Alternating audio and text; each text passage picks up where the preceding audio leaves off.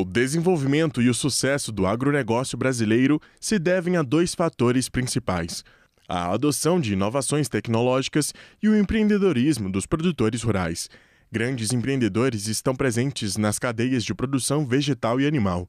O mesmo ocorre na produção de biocombustíveis. O agronegócio é hoje um dos setores mais dinâmicos da economia, graças ao empreendedorismo de seus atores.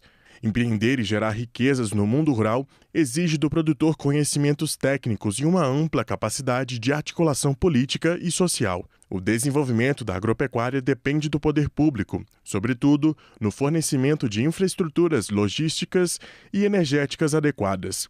Além do papel do Estado no crédito, no seguro rural e nas questões de licenciamentos ambientais e de regularização fundiária. Alguns estados do Brasil, como Mato Grosso, e regiões como o Mato Piba, são territórios favoráveis ao empreendedorismo rural. Já na Amazônia, o empreendedorismo rural enfrenta sérias restrições ao seu desenvolvimento, vitimado por políticas promotoras da miséria. Sobre o empreendedorismo rural e o desenvolvimento regional, o pesquisador Evaristo de Miranda conversa com José Aparecido dos Santos, conhecido no meio rural e empresarial como Cidinho. Ele nasceu no Paraná, logo sua família se mudou para o Mato Grosso, onde desenvolveu sua vida como empresário e político. Formado em administração de empresas, Cidinho foi prefeito de Nova Marilândia e senador da República. Presidiu a Associação Mato Grossense dos Municípios, atua no setor de biodiesel e preside o Conselho da Nova Rota do Oeste, concessionária da rodovia BR-163. Olá, bem-vindos ao Brasil Verde, um programa dedicado à sustentabilidade da agropecuária brasileira. E a agropecuária brasileira é sustentável por duas grandes razões. Em primeiro lugar, a constante adoção de inovação, de tecnologias, de busca de produtividade e por aí vai. Mas, por outro lado, muito mais fundamental ainda, graças ao empreendedorismo dos agentes, dos produtores rurais. E hoje, na agropecuária brasileira, é fundamental que o agricultor, o empreendedor, tenha, de um lado, conhecimentos técnicos, não é? Mas também ele precisa ter capacidade de articulação com os agricultores, com a sociedade, articulação política. E sobre essa temática, nós temos a alegria de receber hoje aqui conosco o Cidinho Santos. Ele é empresário, foi senador, preside hoje uma importante instituição, vocês vão conhecer daqui a pouco, e vai contar muita coisa para nós que ilustra uma trajetória de sucesso, uma de construção constante com base no empreendedorismo. Bem-vindo ao Brasil Verde, Cidinho. Obrigado, professor Evaristo, obrigado pela oportunidade de participar do seu programa. Sempre assisto, acompanho, sou fã do seu trabalho, desde o tempo da Embrapa, quando eu estava lá no Senado Federal, e sempre defendendo com muita lógica, com muito conhecimento, as questões ambientais e também o agronegócio brasileiro. Então, a satisfação estar aqui, conversar um pouco com você. A satisfação foi nossa, né? Conseguiu aí no seu calendário, muito ocupado, esse espaço para nos dedicar. Mas, Cidinho, antes da gente entrar nessas questões do desenvolvimento da agricultura, dos agricultores, do empreendedorismo, conta um pouco a nossa história, né? As pessoas associam você ao Mato Grosso, mas você não nasceu no Mato Grosso. Conta um pouco como é que foi a sua história e como é que você chegou, por que caminhos, às posições onde você se encontra hoje. Tá bom, obrigado pela oportunidade. Meus pais são pernambucanos, no interior de Pernambuco, e se mudaram do Paraná naquele momento ali, em 1960, 1970, na imigração do Nordeste para o Paraná, para plantar algodão, plantar café, né? E de lá a gente veio para o Mato Grosso, mas meu pai e meu avô, ele passou por todo o cerrado do Mato Grosso, né? E aquele tempo o cerrado não valia nada, para comprar uma área de mata para plantar café, né? Em Arenosa também. E a pessoa que vendeu para eles, vendeu para mais umas duas pessoas.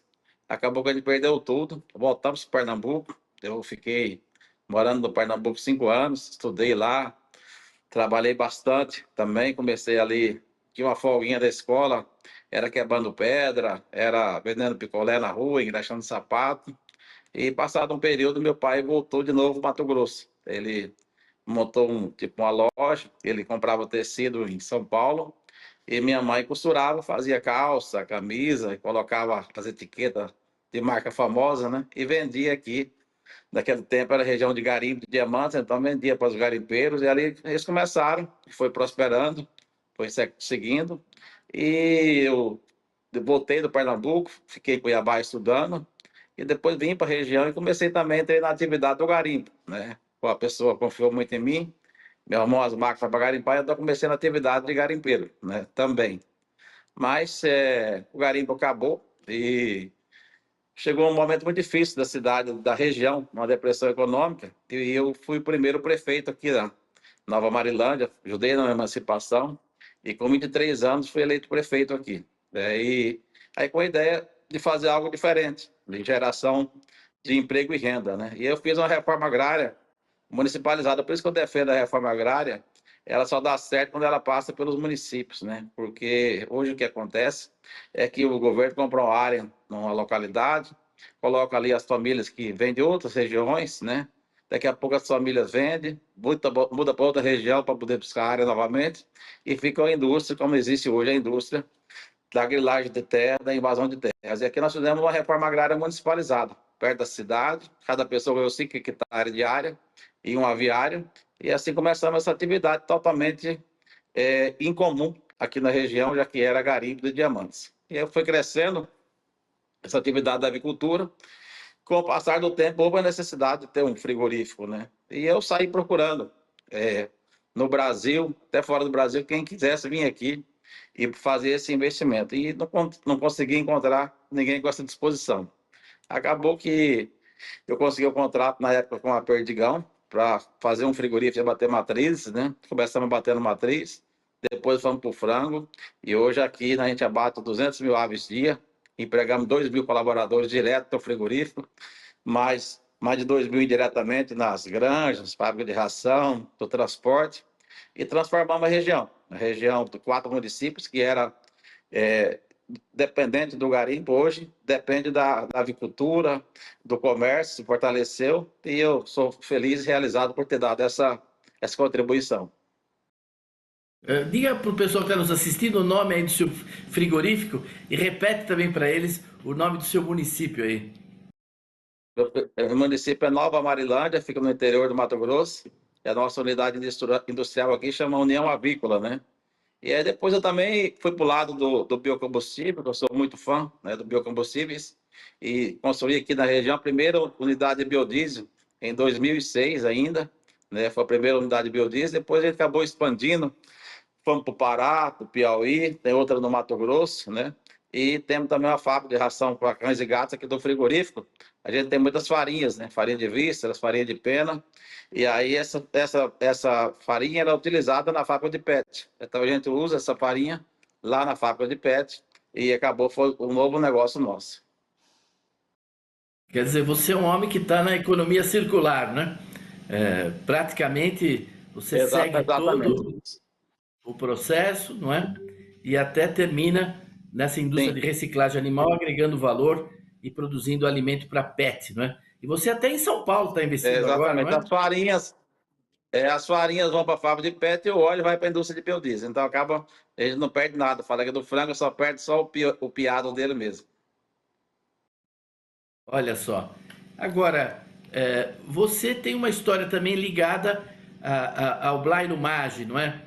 Vocês trabalharam junto no estado do Mato Grosso e seguiram numa parceria que juntou, não é, o setor produtivo e também o lado político, né, dando uma outra qualidade, não quer dizer que seja melhor ou pior, né, mas trouxe uma nova qualidade à política. Dá para você falar uma palavrinha sobre essa evolução que acabou te levando até o Senado Federal, não é? Exato. O Blairo Maggi é um amigo de mais de 20 anos, e quando ele candidatou a governador em 2002, ele passou aqui na região e ficou conhecendo do meu trabalho que eu fazia com os pequenos produtores, né? E aí ele falou, olha, ninguém sabe o que você está fazendo aqui, você tem alguma ajuda de governamental? Eu, não, faça aqui com um pouco recurso que a prefeitura tem, que a gente faz esse trabalho. Ele falou, se eu for governador, o primeiro lugar pós-eleição que eu vou visitar vai ser Nova Marilândia, eu quero levar esse modelo para outros municípios do Mato Grosso. E pós-eleição, realmente ele veio aqui, né? E passou um dia todo conhecendo as granjas, conversando com as pessoas, né?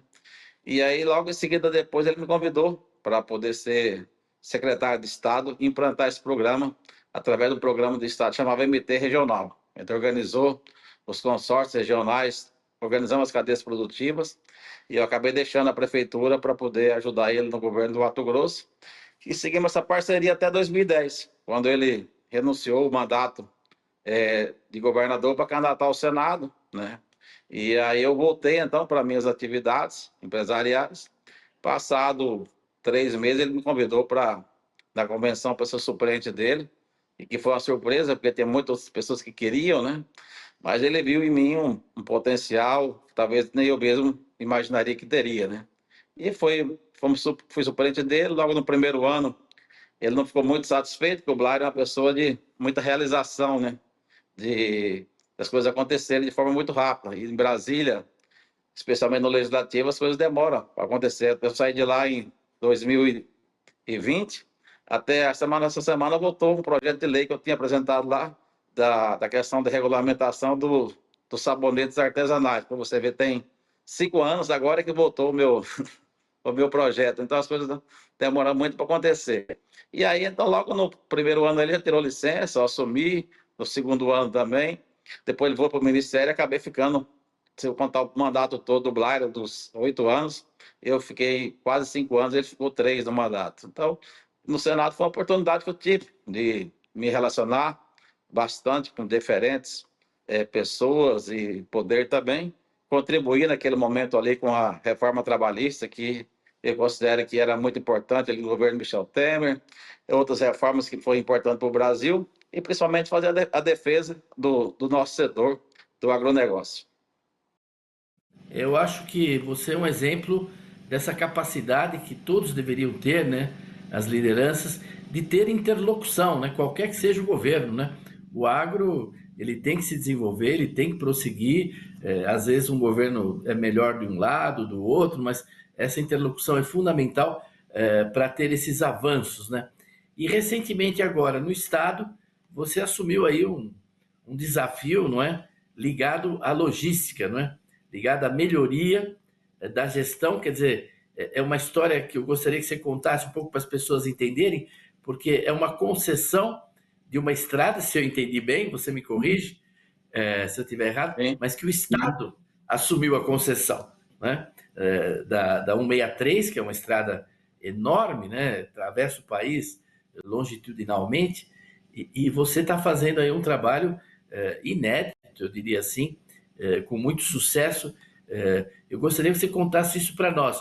Só que é o seguinte, nós estamos chegando no momento de um intervalo, nós vamos fazer um pequeno intervalo e logo depois do intervalo, se você concordar, você conta para nós essa sua participação no desenvolvimento da infraestrutura do Mato Grosso. É 1 minutinho e a gente já volta aqui no Brasil Verde. Até já!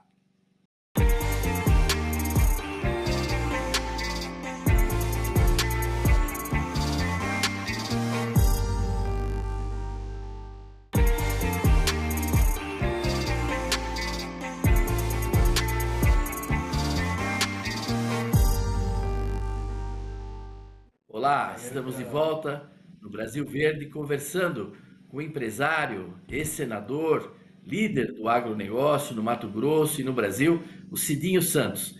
E quando terminávamos o primeiro bloco, Cidinho, eu te pedia para você contar, depois dessa experiência, né, de prefeitura, de secretário, de senador, atuando em diversas associações, inclusive, trabalhando na produção de frango, ração, com biodiesel. Você agora foi convidado ano passado, não é, a assumir uma tarefa diferente, num modelo um pouco inédito, que é a gestão dessa concessão dessa estrada tão fundamental para o Brasil, para o Mato Grosso, que é a 163. Dá para contar um pouco para nós o que você está fazendo aí?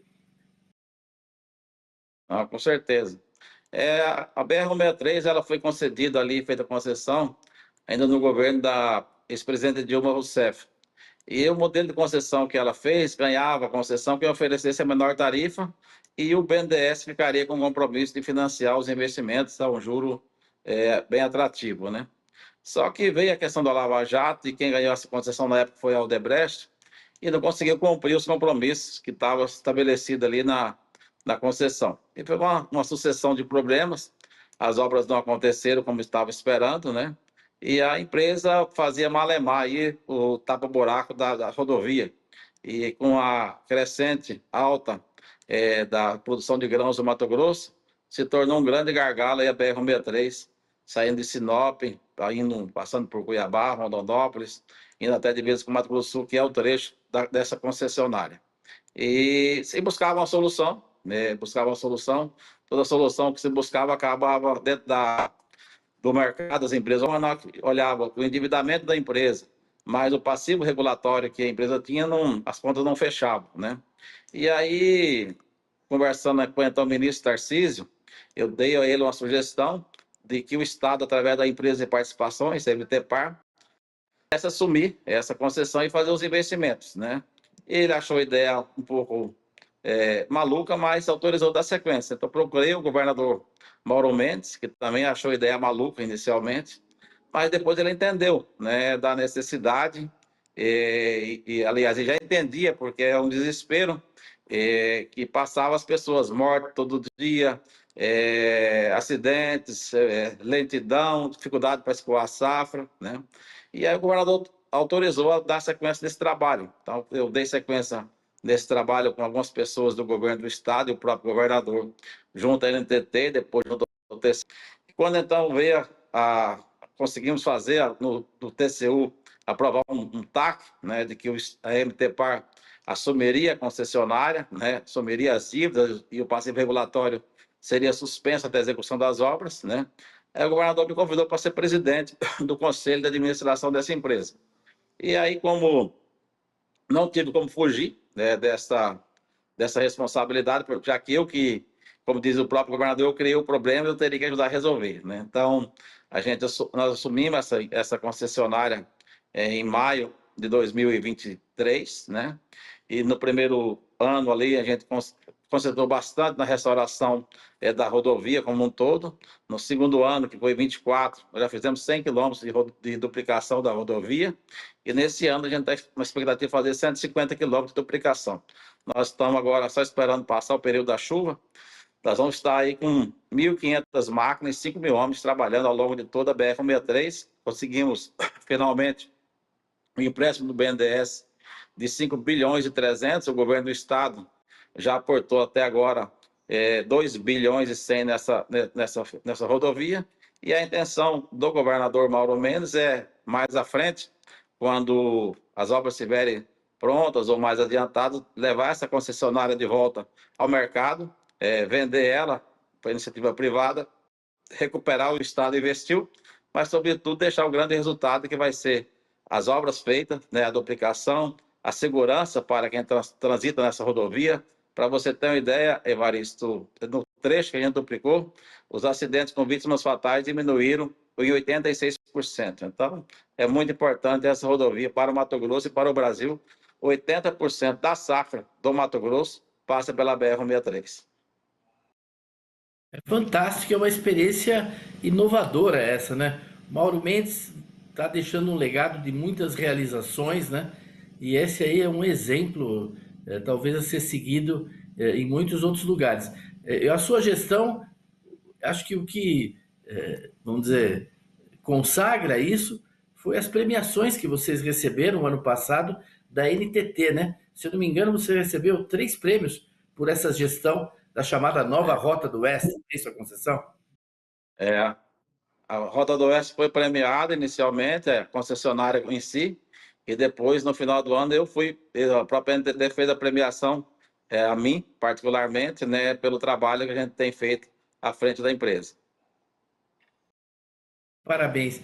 E Cidinho, no seu horizonte de futuro, dá para contar alguma coisa para nós? Como é que você vê o agronegócio, o Mato Grosso, o empreendedorismo no Brasil? Há estados como o Mato Grosso, Piauí, São Paulo, onde a política é favorável ao empreendedorismo, né? Mas nós temos regiões do Brasil, sobretudo no conjunto da Amazônia, onde empreender é quase um delito, né? Onde às vezes se tem uma política do atraso, se aposta em coisas do passado, que não trazem riqueza, não geram renda, né? Como é que você vê esse desafio do empreendedorismo? Você que lidera também um grupo muito conhecido aí, que são os empreendedores do Brasil, né? É isso aí. Você faz parte, eu sou feliz de você estar lá conosco sempre contribuindo. Ser empreendedor no Brasil é um grande desafio, né? Eu sempre falo que o Brasil tem todos esses problemas que tem, o país tem, só que também é um país de oportunidades, de dar a oportunidade para uma pessoa como eu, uma pessoa de família simples, uma pessoa de família humilde, né? Eu mais dois irmãos, eu sou o irmão mais velho, e saí lá do Pernambuco, como saí depois, vim do Paraná para cá, depois voltamos para cá, e construir, né, um patrimônio, gerar emprego, gerar renda. Então, é um país que, como a minha história, tem muitos e muitos empreendedores. Na semana passada mesmo tivemos com o Ricardo Faria, lá no aniversário de 50 anos, que é também uma história fantástica. Então, o Brasil tem essas oportunidades e tem aí as dificuldades que existem para o empreendedor no Brasil. Tanto a insegurança jurídica, da questão do poder judiciário, da justiça trabalhista, as questões ambientais, como você citou. Por que que o Piauí é um estado, a gente tem investimento lá, o estado acontece? Porque apesar de ser um estado que é governado pelo PT, mas tem uma liberdade econômica muito forte. Quando você chega no Piauí e fala que quer empreender lá, tanto o prefeito como o governador, os secretários de governador fazem questão de tratar bem o empreendedor, de abrir as portas e facilitar, né? Então, isso é muito importante, né? E, como você citou, na Amazônia. A Amazônia, infelizmente, tem uma questão de cultura, de conceito, de que não se pode empreender na Amazônia. E tem uma riqueza fantástica no Pará. Eu sempre circulo por lá e considero o Pará como futuro Mato Grosso, até mais forte ainda, que o Pará tem uma produção mineral muito forte, tem um extrativismo, muita coisa para ser explorado ainda, né? Mas é preciso que as questões ambientais, né? Esse dia o governador Mauro Mendes escreveu um artigo falando no Brasil tudo não pode, né? Tudo não pode, e acaba que vai segurando o desenvolvimento do país, né? E esse agro nosso, que você conhece muito bem, que é tão importante, se tivesse oportunidades, se tivesse não atrapalhando o agro, com certeza nós seríamos mais fortes ainda e estaria contribuindo muito mais com a riqueza do nosso Brasil. É verdade, né? Um exemplo praticamente escandaloso é o caso da Ferrogrão aí, não é? No Mato Grosso, né? Um empreendimento ferroviário essencial, não é? Positivo para o meio ambiente, para dar rentabilidade e está bloqueado por uma demanda de uma ONG que foi levada por um partido super minoritário, por uma decisão monocrática, e nós estamos aí há anos, né? Com tudo pronto, até com licenciamento, né? Isso parado, né? Sim, é uma aberração tão grande que eles alegam que a ferrovia pode prejudicar o meio ambiente, vai passar perto de uma reserva indígena, e milhares de caminhões passam diariamente ali emitindo gás poluente, né, o CO2 ali, e pela queima dos motores, né? E isso eles não consideram, né? Uma ferrovia que é uma energia limpa, que vai expelir muito menos gás, eles não consideram, e aí considera ficar da forma como está. Então, realmente, infelizmente, esse é o nosso Brasil, né?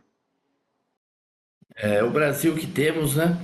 E a gente tem que tentar continuar Brasil que temos. avançando. Felizmente, o empreendedorismo do agro tem ajudado a superar muitas limitações, né? Eu vejo mesmo o caso de Roraima, um estado que de alguma forma cansou um pouco de olhar para o sul, para o Brasil, hoje está olhando lá mais para a Guiana, né? Mas esses agricultores que perderam Sim, áreas para terras indígenas, por um monte de coisa, se reconstruíram, desenvolveram a agricultura. O PIB agrícola hoje é o maior da história, né? Realmente sim. a gente vê o dinamismo da agricultura brasileira, o caso do Piauí, que você citou, né? Eu acho que nós fizemos assim um tour dessa questão. Nós estamos caminhando aqui um pouco para o final do programa e eu queria, Cidinho, te passar a palavra para você fazer as considerações finais que você gostaria de destacar, alguma mensagem que você queira deixar para quem está nos assistindo aí em todo o Brasil. Tá bom, eu agradeço a oportunidade de participar do seu programa e desejo para os nossos telespectadores aí que nos assistem, né, que Apesar de tudo, o Brasil é um país muito forte, né? Um país que tem um dinamismo muito grande na economia, na cultura do seu povo, no trabalho, e o agro tem carregado o país nos últimos anos, e agora nós começamos uma nova fase da agroindustrialização. Sempre se falou, Evaristo, olha, a gente tinha que estar dentro do agronegócio, principalmente, em vez de exportar matéria-prima, exportar produtos de valor agregado, né? E principalmente aqui no Mato Grosso e em outras partes do país, eu vejo isso acontecendo no momento, e eu estou muito entusiasmado, né? As indústrias de etanol de milho, as indústrias esmagadoras de caroço de algodão, o amendoim começou forte, o gergelim já está forte, e aí vem também, com isso vem também as indústrias de proteína animal, os frigoríficos de aves, de suínos, né? As indústrias de biodiesel.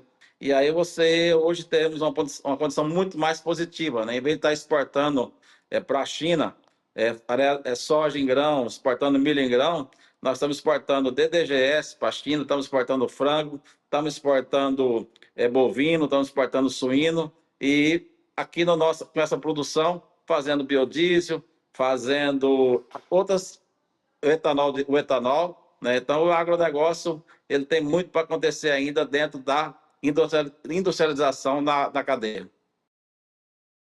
É verdade, você concluiu muito bem, quer dizer, o agronegócio, ele ajuda a reindustrialização do país, na montante, com todos os insumos modernos, de máquinas, de química, de fertilizantes, de sementes que ele suscita, e depois toda essa indústria na jusante que você acabou de citar. Infelizmente, nós terminamos o nosso tempo. Eu queria agradecer muito, Cidinho, a sua disponibilidade, a sua participação. Espero que no futuro a gente tenha a ocasião de voltar a conversar e aí poder desenvolver mais outros aspectos. Queria agradecer a audiência de todos e convidá-los a estarem de novo conosco aqui na semana que vem para mais um Brasil Verde. Até lá!